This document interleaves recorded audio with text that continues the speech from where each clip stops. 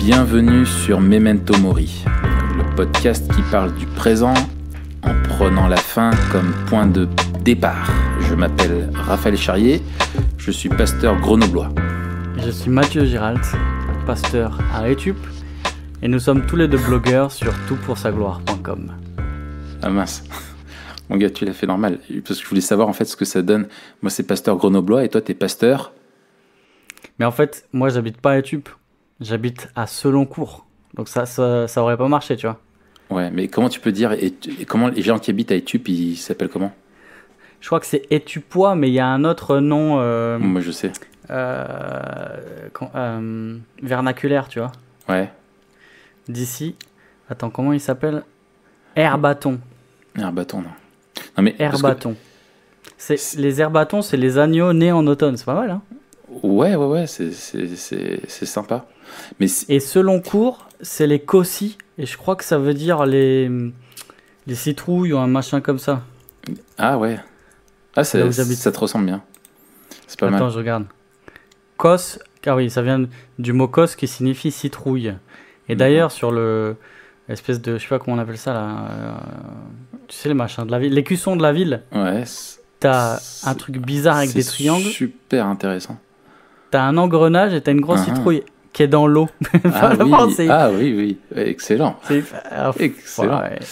Ouais. Bon, non, parle de quoi en fait, non, parce que pour dire le fond de ma pensée quand même. Ouais. Est-ce que les gens de la ville d'Etup, on pourrait les appeler Etupériens pour attendre? Ok. J'ai envie de couper l'enregistrement. Non, tu serais. Je suis pasteur à Etupérien pour attendre. Ça serait pas mal quand même. Purée, la dernière fois j'ai dit aux gens de mettre 5 étoiles et là tu nous fais ça juste en début d'épisode, quoi. Oh là là. Ah bah faut s'habituer à moi, mon gars, tu me connais.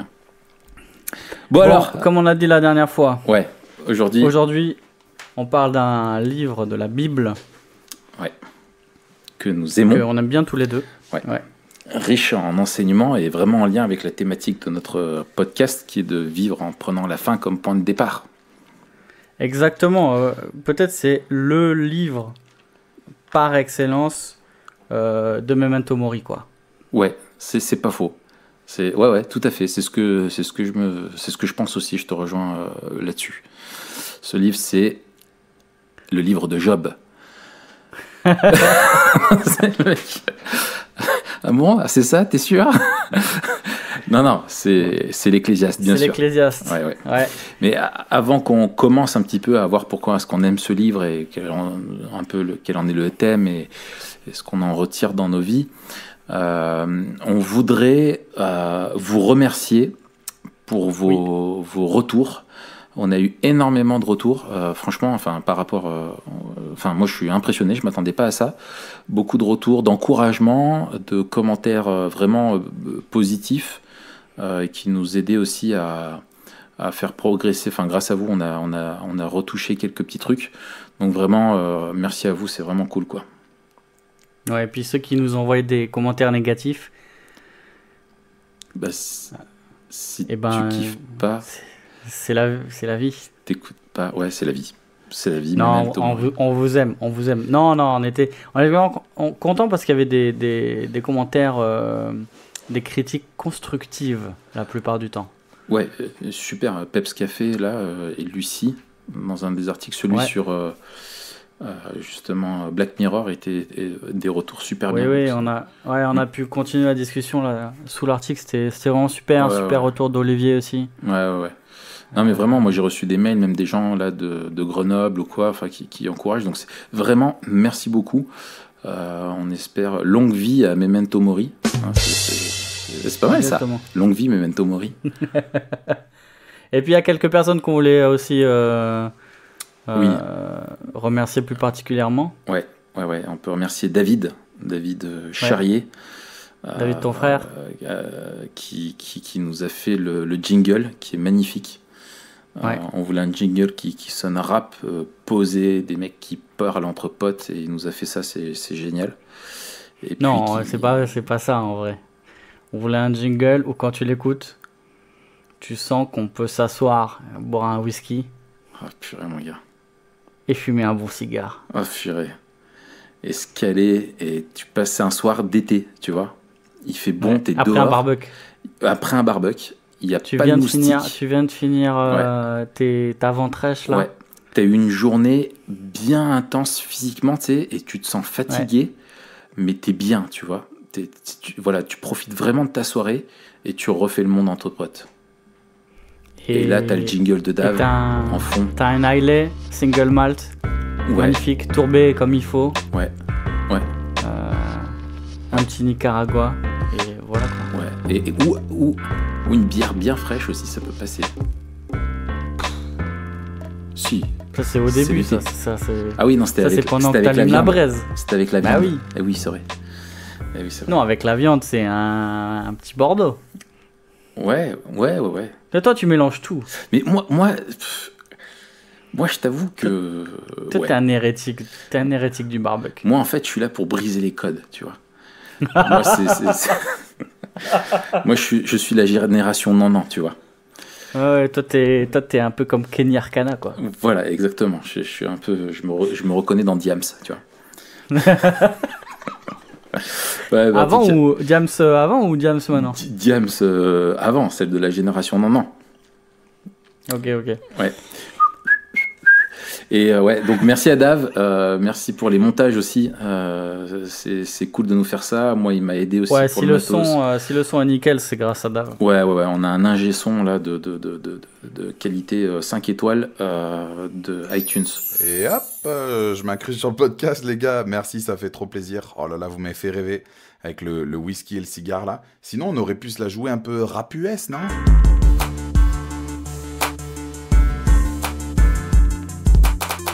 C'était peut-être plus pour la bière, ça. C'est un petit peu moins raffiné, mais pourquoi pas. Allez, ciao les gars. On a Ernesto aussi qui nous a filé un coup de main au début pour les premiers épisodes. Merci à toi. Et puis on peut dire merci aussi à Quentin pour son aide aux publications. Il bosse pour TPSG aussi et franchement, il est top ce gars. Ouais, le mec est bon quoi. Ouais, il est sérieux. Bon. Et en plus, chose qu'il faut dire, c'est qu'il est célibataire, il me semble. Non et ouais, faut pas. Voilà, je vais pas trop insister là-dessus, c'est relou, mais. Non, mais on peut le dire. On peut le dire. Ça peut lui servir un coup de main. Voilà, c'est un mec génial, quoi. Exactement, ouais. C'est un bon gars. Il y a un autre truc que je voulais dire aussi. Ouais. Avant qu'on continue, c'est avant qu'on commence en fait, parce que là c'est une intro de une intro de ouf quoi. Ouais. Mais c'est notre style mon gars. En fait, ce qui serait cool, vous les auditeurs aussi, ce qui peut nous aider, vu que maintenant vous avez compris un petit peu la tagline, la philosophie un peu du podcast, où on veut vraiment réfléchir sur notre culture et notre façon de vivre, ça serait de nous suggérer des sujets. Si vous avez vu un film qui vous intéresse, ou je sais pas, un élément un peu notre culture, des bouquins, des trucs comme ça, ou des sujets de la vie qui vous semblent intéressants pour Memento Mori, envoyez-les nous, et puis mettez ça en commentaire, que ce soit sur YouTube ou sur le site de TPSG, et puis pourquoi pas, hein. D'accord. Ouais, c'est ça. On prend les idées et après on. Et après on voit ce qu'on peut en faire. Ok, alors l'Ecclésiaste, Matt, livre donc de l'Ancien Testament. Oui. Pourquoi est-ce que tu aimes ce livre ? Pourquoi j'aime ce livre ? Déjà parce que c'est un livre étonnant par rapport aux autres livres de la Bible. Je trouve qu'il a une saveur particulière dans la mesure où il sonne un peu décalé, quoi. Oui. À la fois, il est extrêmement réaliste. Il peut sembler cynique. D'ailleurs, certains, peut-être on parlera vite fait. Quelle erreur. On veut pas être trop technique là, mais certains le trouvent cynique. Mais en tout cas, c'est quelque chose d'assez. Je trouve ça assez frais en fait, et extrêmement contemporain. Et c'est ça qui est. C'est ça qui est marrant parce qu'un des refrains, c'est qu'il n'y a rien de nouveau sous le soleil. Ça vient de l'Ecclésiaste. Et Et en fait, quand on lit l'Ecclésiaste, on se rend compte qu'il avait entièrement raison. Et c'est tellement, ça sonne tellement actuel que c'est troublant, quoi. On voit plus cette distance. Ouais. On voit plus cette distance. Et puis, formellement, je trouve très beau. Oui. Voilà, c'est un livre poétique. Il y a beaucoup de punchlines. Moi aussi, je le trouve magnifique. Ouais. La construction, elle est superbe. Ouais. Et donc voilà. Ouais, et toi alors, je te rejoins sur la beauté. Justement, il est beau en lui-même. Dans sa structure, dans sa formulation.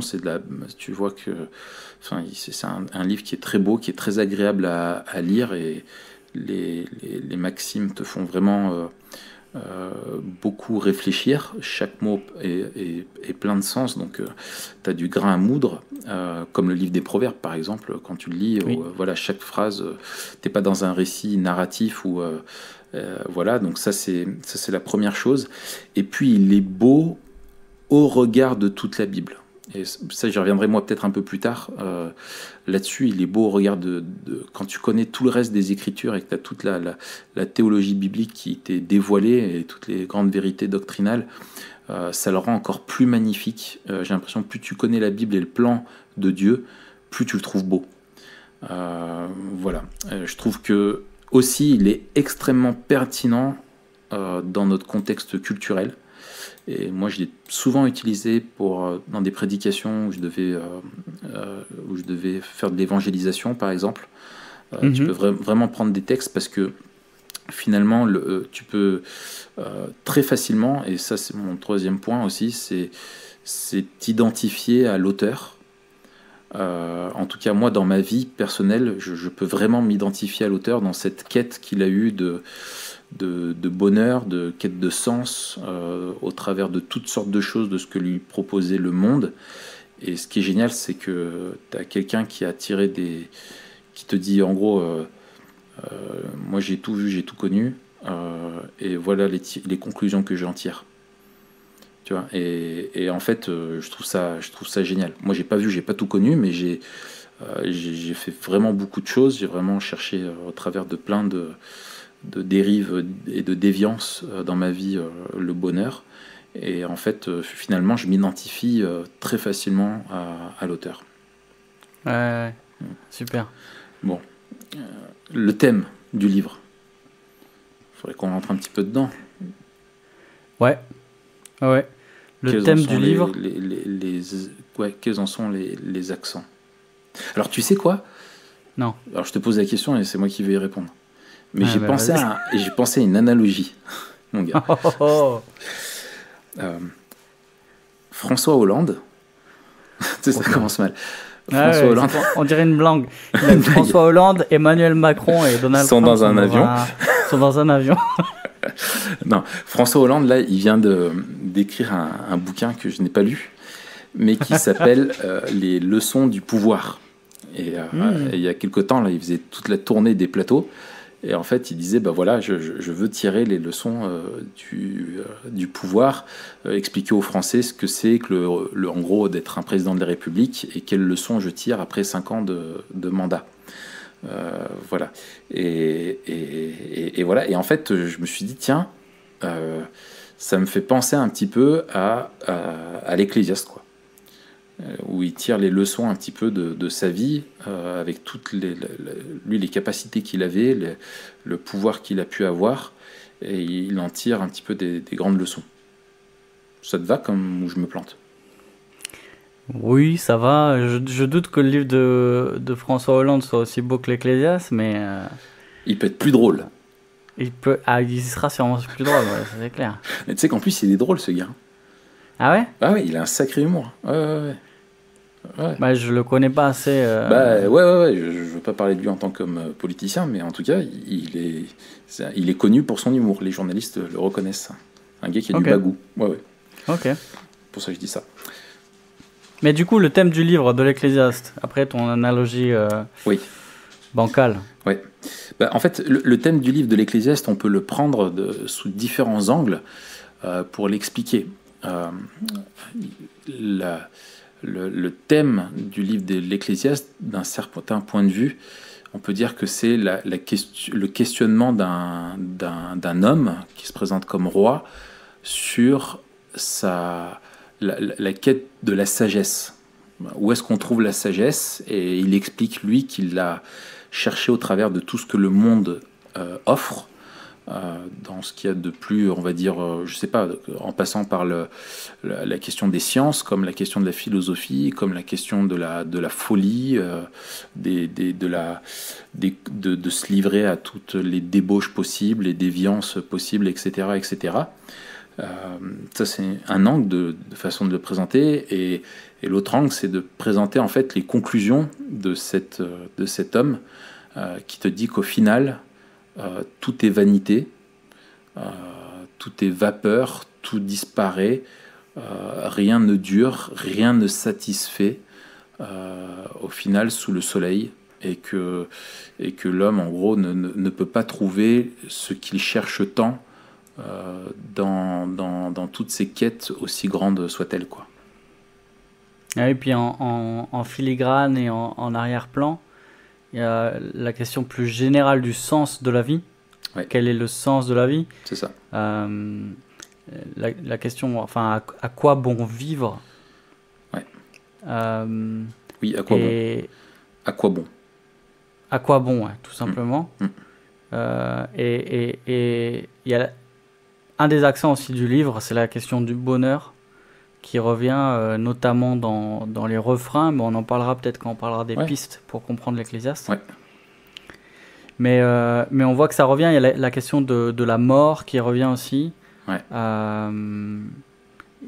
D'ailleurs, c'est une de ses conclusions, et c'est pour ça qu'il est assez memento mori aussi. Ah, il est memento mori, d'abord pour la conclusion du livre, et ensuite parce qu'il nous rappelle que tous, les sages comme les fous, les puissants comme les indigents, tous subissent le même sort et finissent par mourir.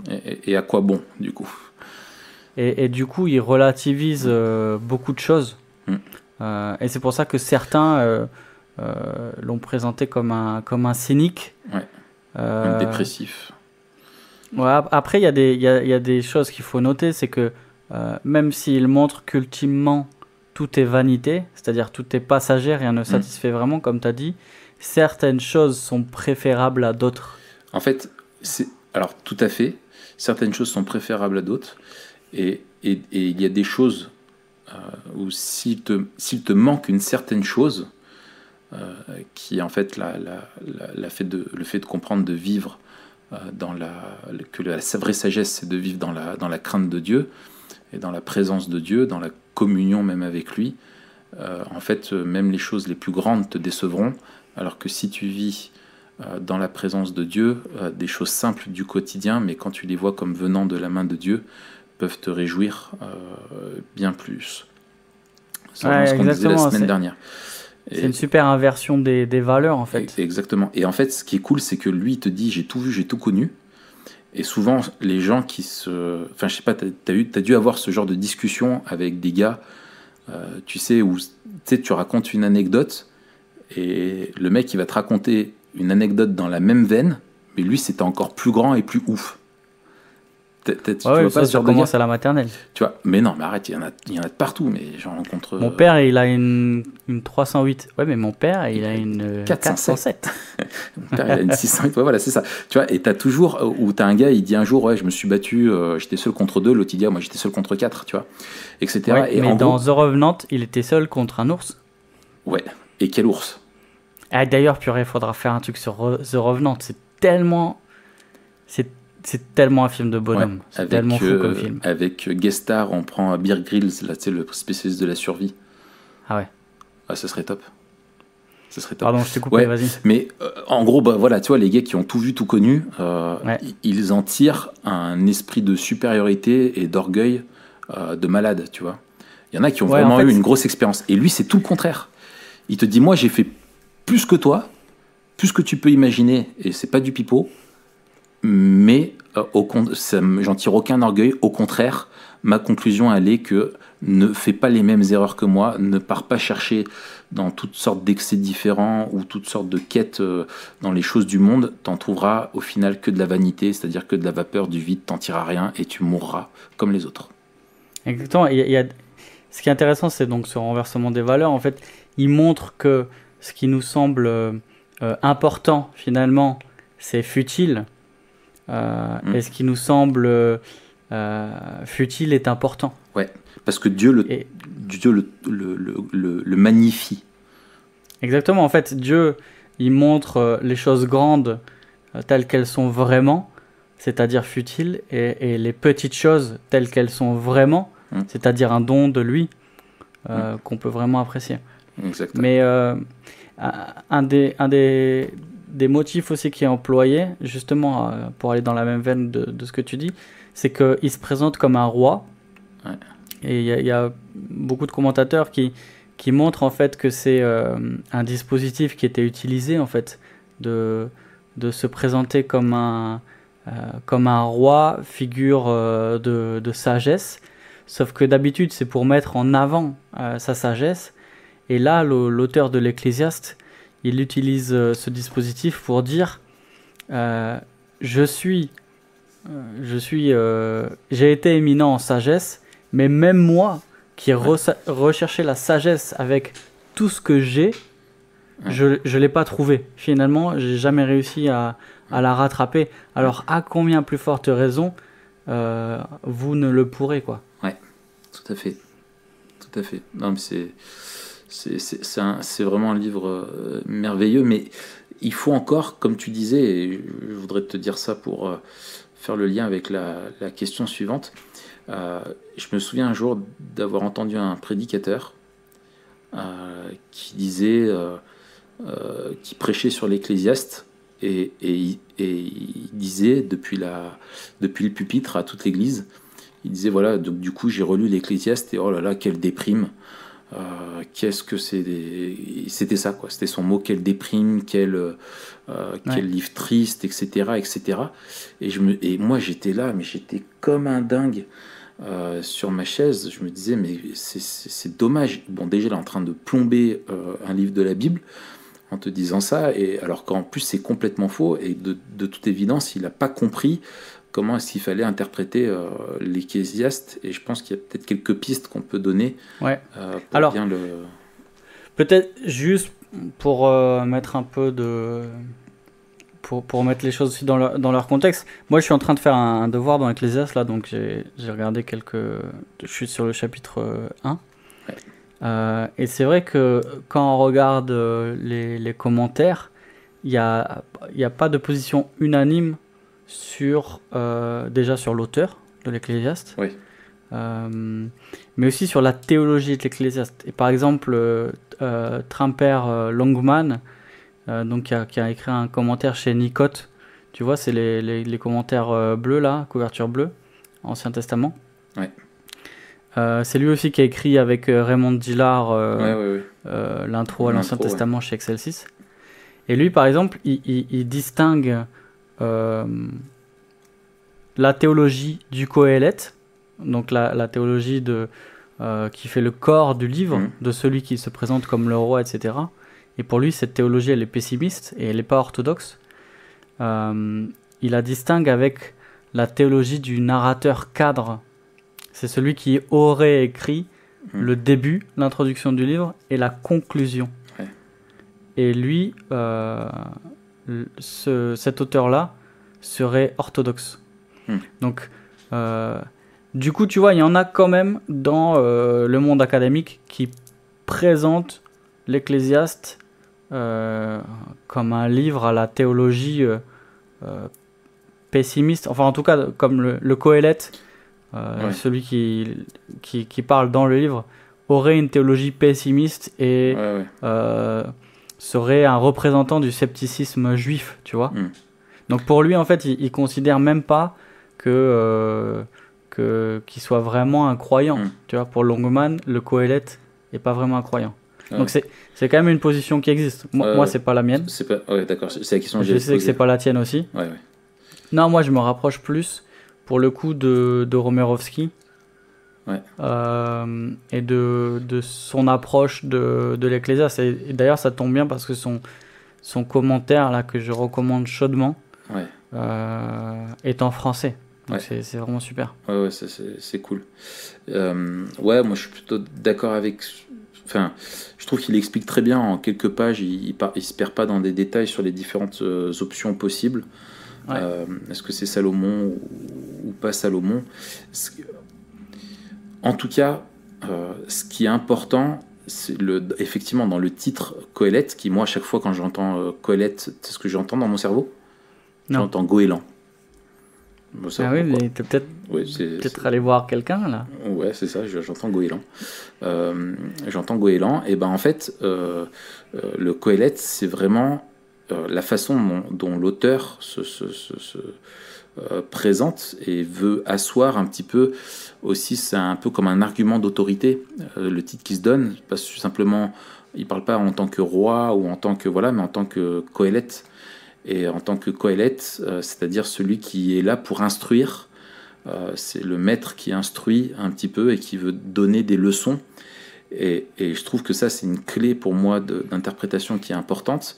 C'est que l'auteur tire des enseignements sur sa quête de sagesse de sa vie. Et c'est comme s'il nous disait, bah voilà, je vous expose un petit peu mon enquête, toutes les fausses pistes que j'ai eues, pour que vous ne perdiez pas du temps et que vous puissiez trouver et vivre d'une façon mieux que la mienne, quoi. Donc en fait, il tire. C'est pour ça que c'est pas un livre du tout déprimant. C'est que c'est un livre qui est plein de sagesse et qui veut nous donner de bons conseils pour vivre aujourd'hui une vie on n'est pas dans une quête de chimère, mais dans une vie vraiment qui honore Dieu, quoi. Ouais. Ça, je trouve que c'est voilà. Et l'autre truc, moi, que je trouve important, c'est de pas isoler. Et je pense que c'est ce que beaucoup même de prédicateurs ou de personnes qui lisent le texte, qui prennent simplement des sections un petit peu en dehors de leur contexte et qui oublient en fait toute la trame du livre et son idée principale telle qu'on vient de l'expliquer avant. Et si tu lis juste un truc sur la mort ou sur des trucs comme ça, effectivement, ce passage-là déconnecté du reste du livre peut être profondément triste, mais c'est pas le but de l'auteur. Ouais, et puis c'est de remettre en perspective, quoi. Il joue sur les contrastes de façon très forte, comme dans les livres de sagesse. En général, voilà, c'est ce que j'allais dire. On peut voir par ailleurs dans les proverbes que on pourrait trouver une chose et son contraire. D'ailleurs, il y a l'exemple fameux avec les deux proverbes là qui se. Ouais, de pas répondre au fou selon sa folie et puis le prochain qui dit l'inverse. Mais c'est ça en fait, c'est de regarder un peu l'ensemble et d'interpréter chacune des parties selon le tout. Moi, ça c'est une règle herméneutique de base, hein, une règle d'interprétation de base, mais d'autant plus importante dans un livre de sagesse et aussi dans l'Ecclésiaste, quoi. Ouais. Et l'intention de l'auteur, quoi. Quelle était son intention? Qu'est-ce que lui voulait transmettre en léguant ça, quoi. Pourquoi Dieu a voulu qu'on ait cet enseignement-là? Ça, c'est important. Autre clé de lecture, déjà peut-être le thème de la vanité qui revient. Ouais. De bien comprendre la vanité. Parce que la vanité, c'est pas quelque chose qui sert à rien, mais c'est quelque chose qui est éphémère et qui disparaît, qui ne satisfait pas vraiment, comme on disait.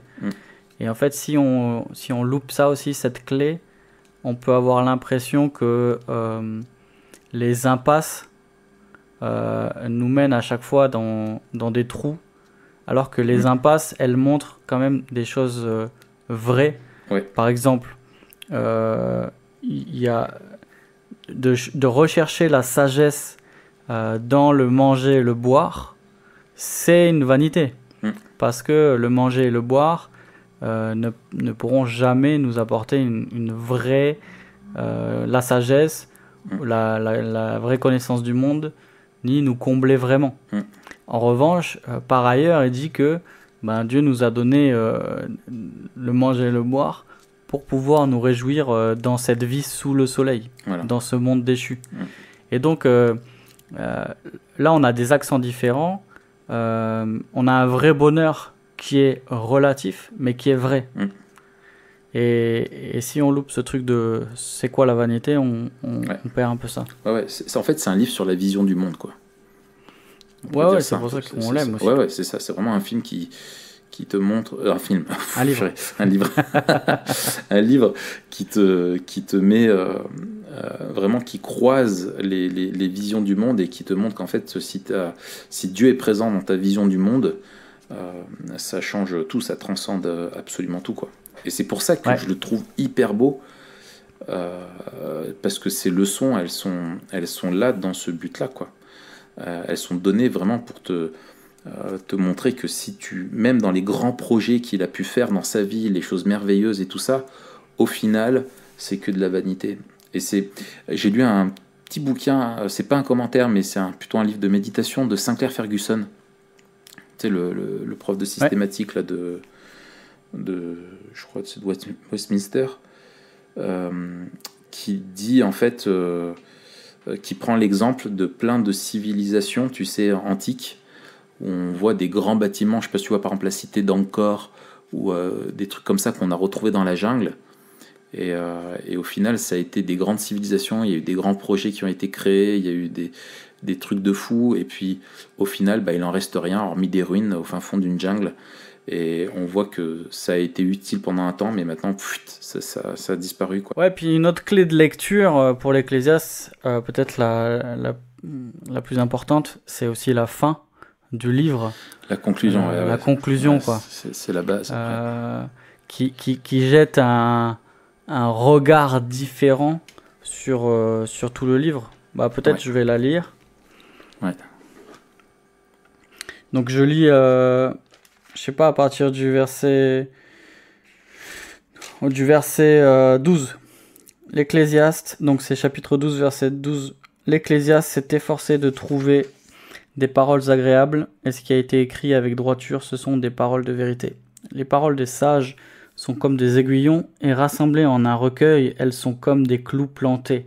Elles sont données par un seul maître. Du reste, mon fils, tire instruction de ces choses. On ne finirait pas si l'on voulait faire un grand nombre de livres, et beaucoup d'études est une fatigue pour le corps.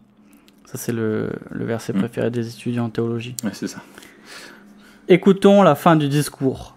Crains Dieu et observe ses commandements.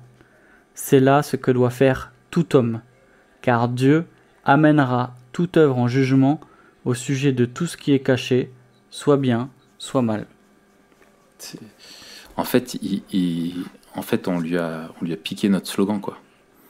Ah ouais, Memento Mori, ça vient de lui. Hein. C'est ça. Il te dit, voilà, mon fils, en fait, et c'est pareil pour la lecture. Il faut lire le livre de l'Ecclésiaste en prenant la fin comme point de départ de toute sa remise en question sur sa vie, quoi. Et d'ailleurs, je te parlais, je suis en train de lire, là, je te le conseille, hein. Maintenant que je suis arrivé à la moitié. Pareil, c'est un commentaire, mais c'est un commentaire qui est écrit un peu comme un livre de David Gibson, c'est chez Crossway, et ça s'appelle Living Life Backward, donc vivre la vie à l'envers. Et le sous-titre, c'est Comment l'Ecclésiaste nous enseigne à vivre à la lumière de la fin. Je pense qu'il y a moyen de leur faire un procès, non ? Récupérer un peu de l'argent. Je crois qu'il est sorti avant qu'on commence Memento Mori. Je sais pas si on gagnerait ce procès. Ouais, tant pis. Mais c'est vraiment, voilà, ça nous conforte dans le fait que effectivement, le livre de l'Ecclésiaste, il nous enseigne à vivre à la lumière de la fin, quoi. C'est vraiment une vision eschatologique de la vie. C'est ça. Et du coup, si on en vient justement à Memento Mori, qu'est-ce que ça t'apporte, toi, Matt, dans ta façon de vivre ? Qu'est-ce que ce livre t'a apporté, quoi, comme réflexion ? Alors, super question. Peut-être avant de te répondre, je pense qu'on pourrait passer 1 ou 2 minutes sur les accents, les échos néo-testamentaires du livre. Ah oui, vas-y. Deux que j'aimerais souligner. on retrouve la question de la vanité aussi dans un passage qui nous est cher, dans Romains 8, Ouais. où Paul dit que toute la création était soumise à la vanité. Et c'est intéressant parce que c'est aussi un passage hyper memento mori, Ouais. qui nous invite à vivre le présent et notamment à supporter les souffrances du monde présent à la lumière de la délivrance à venir, qui est certaine et qui nous donne cette espérance de la libération. Ouais. Donc ça, c'est un premier écho très très fort. Et ce qui rajoute Paul, c'est que c'est à cause de l'homme, justement. C'est l'homme qui a soumis le monde à la vanité à cause de la chute, quoi. Alors là, il y a un petit débat, est-ce que c'est l'homme, est-ce que c'est Dieu qui a soumis le monde à la mais vanité? via l'homme, moi, dans Romains 8, ouais. On en reparle. J'étais en train de lire Walters, là, sur c'est la position de Walters, là, dans la création retrouvée. En tout cas, le rôle l'homme a un rôle. La chute a rendu énormément de ces choses la veine parce qu'on les vit sans Dieu. Donc théologiquement, ça tient. Et puis, alors ça, je l'ai trouvé dans le livre dans le commentaire de Longman. Je trouvais ça super beau. Donc, je te le partage et puis je le partage à tous ceux qui nous écoutent. Où il portait un regard sur la vanité par rapport à la croix. Et il dit, la croix nous rachète de la vanité de ce monde. Les chrétiens peuvent faire l'expérience d'un sens profond, précisément là où le Qoélète se sentait le plus oppressé. Jésus a redonné du sens à la sagesse, au travail, à l'amour et à la vie. Après tout, en affrontant la mort, Jésus a vaincu la plus grande peur du Qoélète. Il a montré que pour les croyants, la mort n'est pas la fin de tout sens, mais l'entrée dans la présence même de Dieu. Wow. Un super exemple de christocentricité. Exactement. Ouais. Alors, Longman, il force encore plus le contraste. Enfin, sa position force encore plus le contraste dans la mesure où pour lui, le Qoélète est un sceptique. Et donc, la lumière que jette la croix sur la vanité est encore plus grande. Mais même si on considère le Qoélète pas comme un sceptique, on a toujours cette lecture en fait. Mais attends, la croix est toujours l'anti-vanité, quoi. Mais attends, mais carrément, moi je trouve que c'est même encore plus fort. Je te dis pourquoi. Parce que si tu prends l'exemple de l'Ecclésiaste et de ce qu'incarnait le roi de figure un peu salomonique, quoi, tu vois, vraiment le roi sage au milieu de son peuple, etc., que ce soit Salomon ou pas. Salomon qui avait demandé à Dieu la sagesse, et on voit que malgré la sagesse qu'il a demandé à Dieu, on voit quelle a été sa vie. Je trouve ça énorme, c'est que ça montre que même la sagesse que Dieu me donne n'est pas suffisante pour me permettre de vivre selon ses standards et m'affranchir du péché.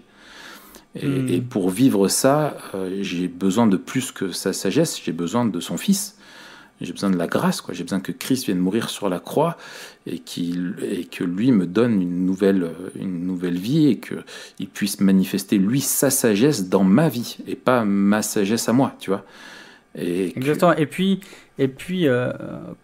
quand bien même on aurait toute la sagesse du monde, la sagesse d'un homme déchu, exactement, déjà ne peut pas comprendre le monde, mais ne nous permet pas de vivre dans le monde, puisque en fait c'est le péché tout à fait. Qui nous en empêche. Tout à fait. Et c'est ça, et ça montre bien que seule l'œuvre de Dieu peut nous laver du péché, et que même si Dieu, à des hommes pécheurs, fait le don d'une immense sagesse, à l'image de Salomon, qui était l'homme le plus sage qui a vécu sur la terre, eh bien, même la sagesse n'est pas suffisante pour détruire le péché qui est en nous, quoi. Elle est incapable. Il faut qu'il y ait quelque chose, il faut que Dieu lui-même soit impliqué là-dedans, et par le sacrifice et l'expiation. Quoi. Et puis ce que nous montre aussi le livre, c'est que les réponses à nos questions n'enlèveront jamais l'absurdité de la vie sous le soleil. Et qu'en fait, connaître le vrai sens de la vie, ça ne nous apportera pas le bonheur. À part si le sens de la vie, c'est de vivre sous la crainte de Dieu. Ouais. Et avec l'œuvre de Christ au centre. Ouais. Donc, effectivement, la croix, c'est vraiment l'anti-vanité. C'est ce qui nous délivre à la fois de l'absurdité du monde, de la vanité de toutes nos entreprises, et aussi du poids, de la mort, du péché, quoi. Ouais. Et tu vois, là, en réfléchissant à cet épisode, je me disais, ce qui est fou, c'est que jusqu'à Jésus, Salomon est l'homme le plus sage qu'il y ait eu sur Terre. Et on voit à quoi ça l'a mené avec toutes les expériences qu'il a fait. Et il a fait des choses extraordinaires et grâce à lui, Dieu s'est révélé à nous grâce à lui en tant qu'auteur. Et c'est un homme vraiment sage qui a béni le peuple de Dieu, mais qui l'a aussi conduit dans des choses atroces, quoi. On ne va pas refaire l'histoire.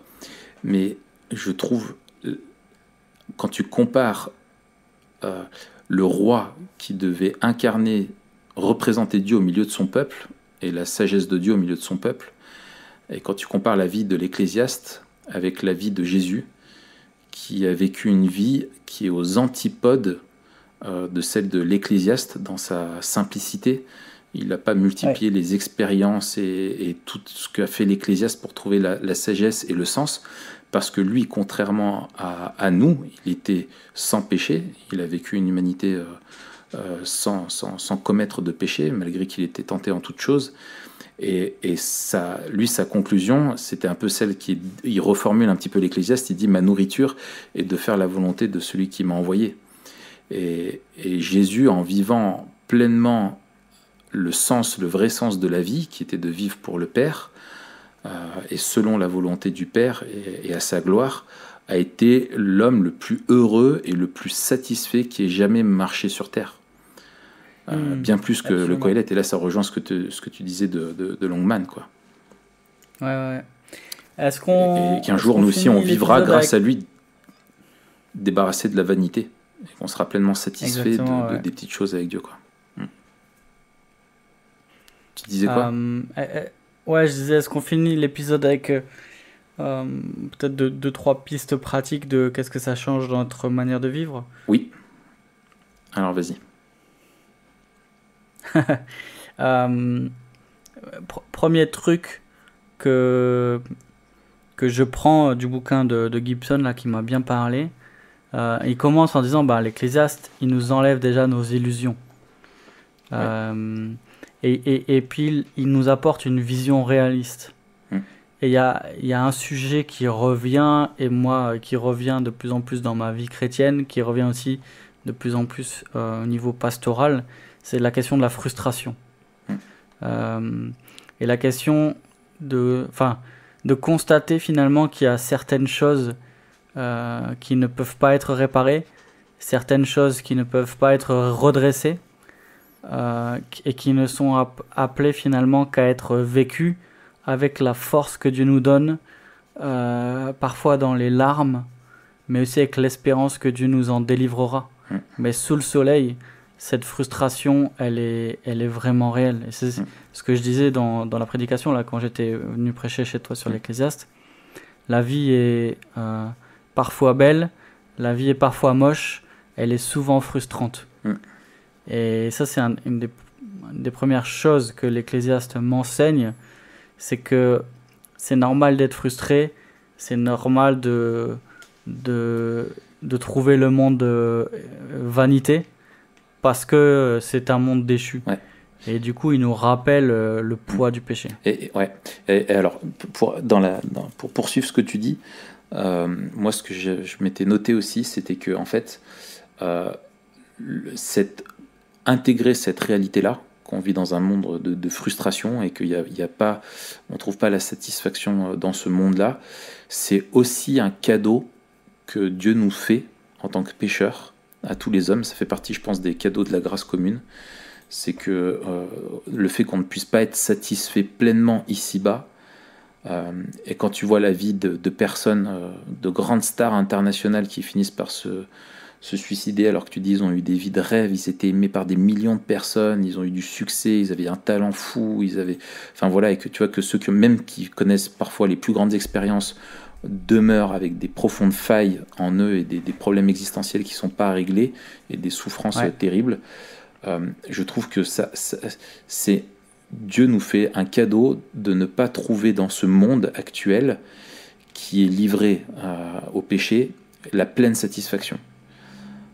Et quelque part, ça te permet, comme l'Ecclésiaste, de retourner et de te pointer vers une perspective eschatologique en te disant heureusement que je ne suis pas satisfait de toutes ces choses-là, parce que ce n'est pas ces choses-là qui peuvent me combler. Il n'y a que Dieu lui-même, la présence de Dieu pleine et entière dans ma vie, dans une vie qui est complètement délivrée du péché et de ses conséquences, qui peut être satisfaisante, quoi. Absolument. Et ça, c'est aussi une belle leçon, c'est que notre satisfaction, elle n'est pas dans l'absence du péché, mais dans la présence de Dieu. Ouais. Et bien sûr, les deux vont ensemble, mais ultimement, c'est pas parce qu'on est débarrassé du péché qu'on est heureux, mais c'est parce qu'on est auprès de Dieu. Exactement. Super. Il y aurait tellement de choses à dire encore, Matt.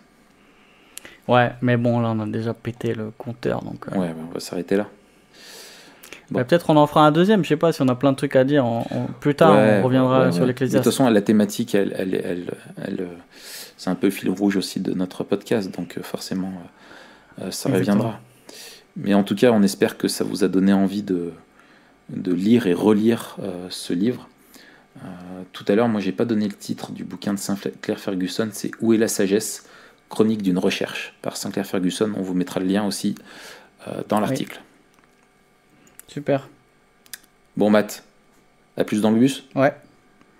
Oh, purée. S'il y a des bus à Etup. Ouais, t'es en forme. Écoute, à Etup, il y en a pas beaucoup. À ce long cours, il y en a déjà un peu plus. Ouais, bon. On se dit à la semaine prochaine. On parlera de l'album de Beautiful Eulogy qui s'appelle Worthy. Ouais, on va parler de rap un peu. Qu'on a tous les deux beaucoup aimé.